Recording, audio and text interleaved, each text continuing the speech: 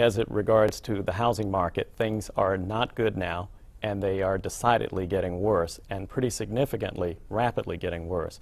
Just to put a few more statistics on the table to those that you presented earlier, in the third quarter of 2007, there were roughly about 450,000 foreclosures. So that's up a full 100% from the same period in 2006. So the problem is growing. Not only is it massive, it's growing. Right in the Washington suburbs, for example, of Fairfax County, in the first 6 months of last year, they had under 200 foreclosure filings. For 2007, they had just under 1,000. And Montgomery County, another suburb of Washington, D.C., equally dramatic. For the second quarter of 2007, they had roughly, I think, about 49 foreclosures.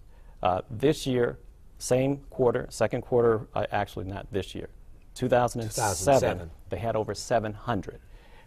During the same period of 2006, they had 49. And so this problem is growing.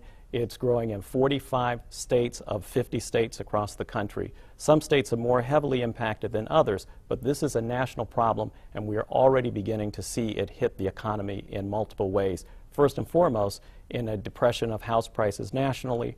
Many communities are now beginning to struggle as real estate taxes are falling, and many companies can attribute their sagging sales and business profits directly to this foreclosure wave. I'm Tony Brown.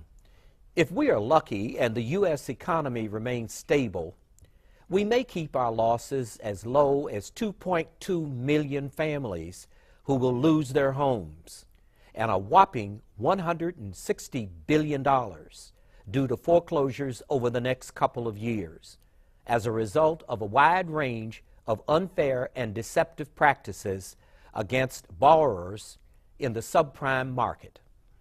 And although the majority of impacted borrowers are whites, this crisis is having a disproportionate impact on African Americans.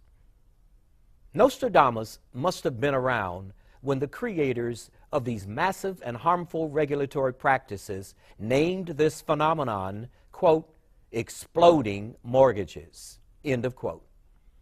My guest on this program is James Carr.